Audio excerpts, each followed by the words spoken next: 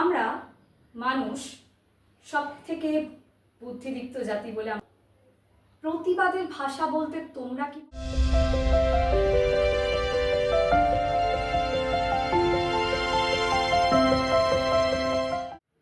সবাইকে স্বাগত জানাচ্ছি প্রতীক ই-লার্নিং স্কুল, যে চ্যানেলে তোমরা পাচ্ছ একটা বিউটিফুল জার্নি অফ লার্নিং।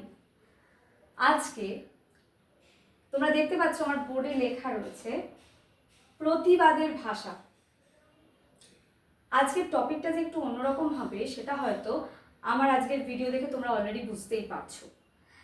ভিডিওটা শুরু করার আগে তোমাদের বলি যে যারা যারা আমার এই চ্যানেলে নতুন রয়েছো, যারা নতুন দর্শক, যারা নতুন দেখছো, তারা অবশ্যই চ্যানেলটিকে সাবস্ক্রাইব করে পাশে থাকা বেল আইকনটি প্রেস করতে একদম ভুলো না। তাহলে চলো আজকে কি প্রতিবাদের ভাষা আমরা শিখব সেটা নিয়ে ভিডিওটি শুরু করা যাক। আচ্ছা, তোমরা আমাকে একটা কথা বলো, আমরা মানুষ সবথেকে বুদ্ধিদীপ্ত জাতি বলে আমরা নিজেদেরকে প্রচার করি, তাই তো? বেশ, তাহলে আমাকে একটা কথা বলো তো, প্রতিবাদের ভাষা বলতে তোমরা কি বোঝো?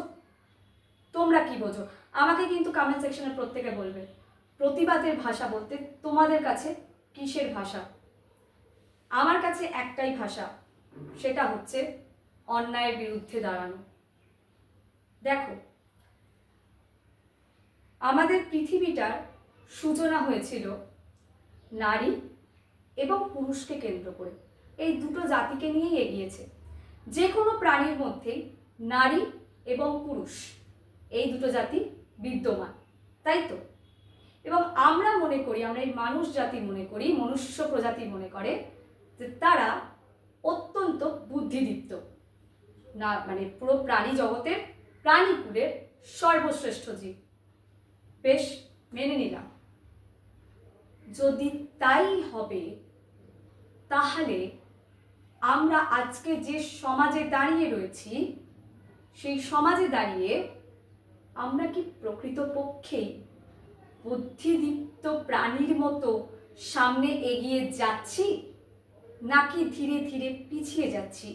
সেটা আগে আমাকে বলো।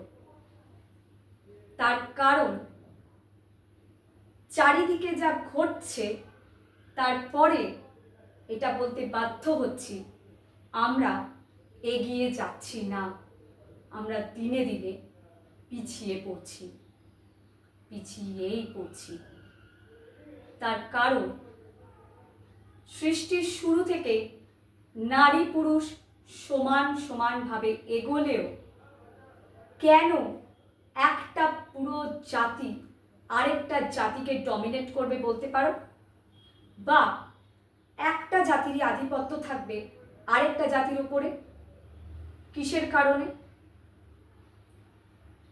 সব থেকে বড় কথা হচ্ছে, যে জায়গায় দাঁড়িয়ে কখনোই প্রাচীনকাল থেকে কোনো, আগে থেকে তো কেউ বেঁধে দেয়নি প্রাচীনকাল থেকে যে এর মধ্যে কম থাকবে, এর মধ্যে বেশি থাকবে, বা এদের মধ্যে ভেদাভেদ থাকবে, কেউ তো বেঁধে দেয়নি। সবই মানুষ সৃষ্টি করেছে।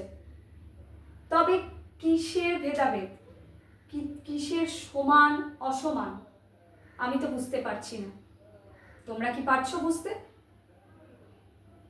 আমরা যদি প্রকৃতপক্ষেই বুদ্ধিদীপ্ত জাতি হব, শিক্ষিত জাতি হব, তাহলে চারিদিকে এত যুদ্ধ হতো না, চারিদিকে মেয়েদেরকেও বা নারীদেরকেও এইভাবে কষ্টের শিকার হতে হতো না। আমাদের সমাজে নারীদেরকে, অর্থাৎ বিশেষ করে হিন্দু সমাজের কথা আমি বলছি, নারীদেরকে দেবী জ্ঞানে পুজো করা হয়। মা দুর্গা, মা কালী, মা জগদ্ধাত্রী, মা কাত্যায়নী, নানা রূপে পুজো করা হয়। আগে 5 দিন যাবত হতো, এখন আরো সময় এগিয়ে গেছে, 10 দিন যাবত লোকে আনন্দ করছে দেবীর পুজো। আমরা সকলেই মা দুর্গাকে মা মা করে ডাকি আর মা মা করে আহ্বান জানাচ্ছি। অথচ মাটির দুর্গাকে মা মা করে ফুলের মালা পরিয়ে, সোনার গয়না পরিয়ে, সব কিছু করিয়ে আমরা আহ্বান করছি, যেখানে সেইখানেই, সেই মাটিতেই দাঁড়িয়ে আমরা আসল যারা লক্ষ্মী প্রতিমা বা আসল যারা রক্ত মাংসের দুর্গা প্রতিমা তাদেরকেই কিন্তু সম্মান করতে ভুলে যাচ্ছি। তার কারণ আমি একটা জাতিকে পুরোপুরিভাবে কখনোই দোষ দেব না। কিছু সমাজের কুলাঙ্গার তারাই নারীদের অত্যাচার করছে এবং সেই কুলাঙ্গারগুলোর জন্যই নারীদের এই পরিণতি হচ্ছে। দেখা যাচ্ছে কিছু লোক সামনে প্রতিবাদ করছে আর পেছনে গিয়ে নিজেরাই অন্যায় করছে এবং তারপরে সেই অন্যায়ের শিকার হচ্ছে নিরীহ কোনো এক নারী। কেন হবে? কিসের জন্য হবে? আমরা কি একবার নিজেদের দিকে প্রশ্নের আঙুলটা ঘোরাতে পারি এবং জিজ্ঞেস করতে পারি নিজেদেরকে যে কেন এই জিনিসটা হবে? কেন একটা প্রজাতিকে সব সময় ভয় ভয় থাকতে হবে?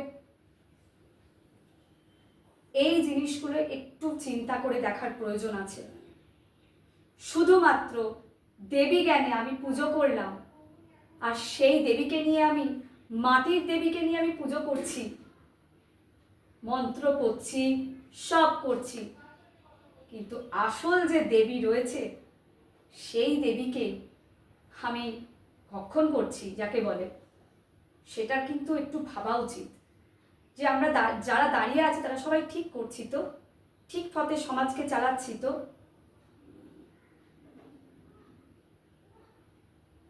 আমি বলবো না যে পুরুষের ওপর কোনো অত্যাচার হচ্ছে না, হয়, এরকম ঘটনাও আমরা দেখতে পাচ্ছি, আজকাল আকছার এই ধরনের ঘটনাও ঘটছে।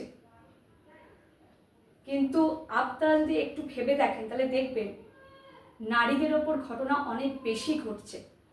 কেন? কোনো মানুষের ওপরে অন্যায় কারুর ঘটনা ঘটুক আমি বলবো না, বা আমরা কেউ চাই না, না নারী না পুরুষ কারোর ওপরই কোনো অন্যায় হবে না। সেইরকম জায়গায় সমাজটাকে নিয়ে আসতে হবে, আর সেই জায়গায় আনতে গেলে আমাদেরকেই নিজেদের মানসিকতাকে পাল্টাতে হবে।